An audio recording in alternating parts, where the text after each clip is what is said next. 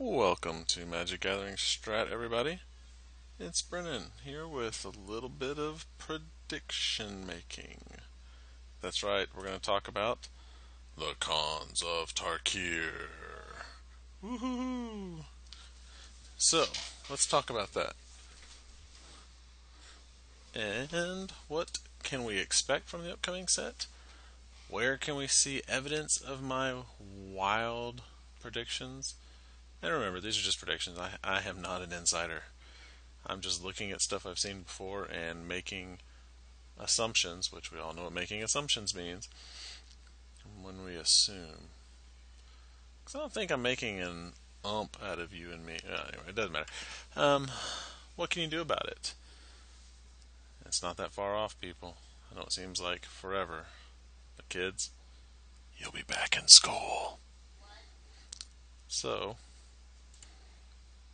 let's look at what I think.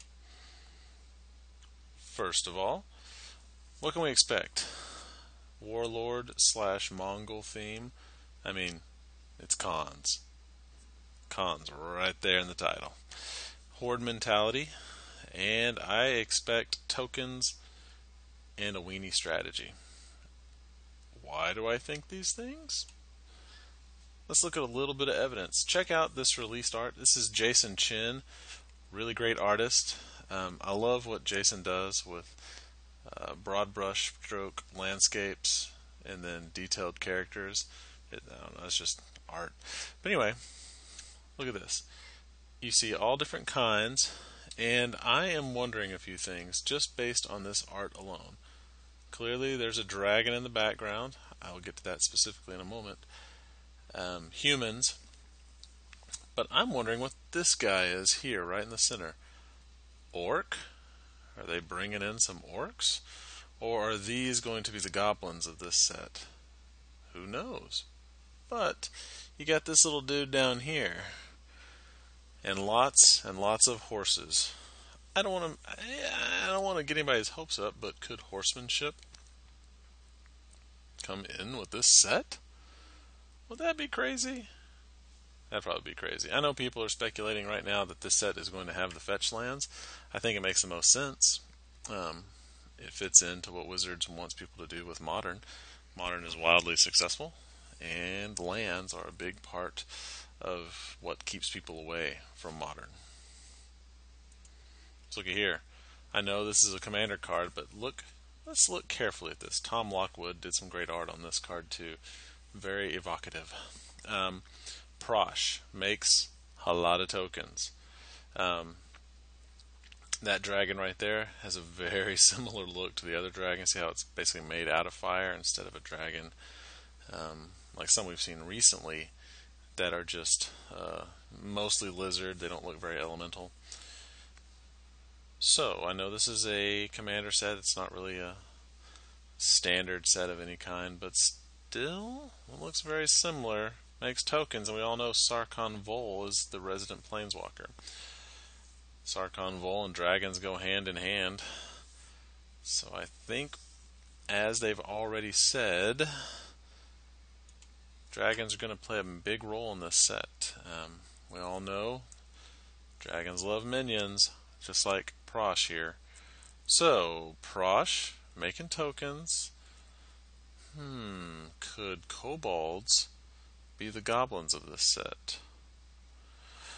Would you have 2 full sets without goblins in it? I wonder if there'll be 2 full sets without elves in it. These are things that I find interesting.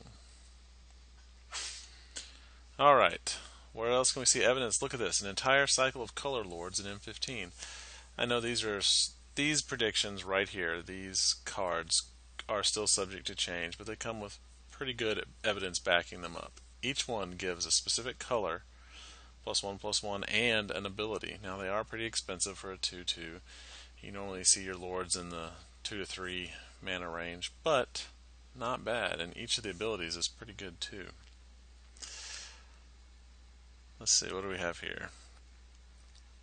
Another target blue creature gains flying, So I don't know if they're going to give them each of these abilities, or that's just the abilities that the Lord has. Guess only time will tell. Still, they're good abilities.